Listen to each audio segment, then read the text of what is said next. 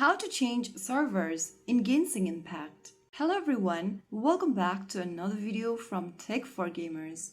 If you are looking for a way to change servers in Genshin Impact, first of all launch the Genshin Impact game and wait for the main login screen. Here, you'll be able to see the options such as America, Asia, Europe, etc. Simply tap on that. Now click the server you want to change to. When you switch servers, you'll start fresh on that server. You'll create a separate save file. Your old progresses stays on the original server and the characters or items do not transfer.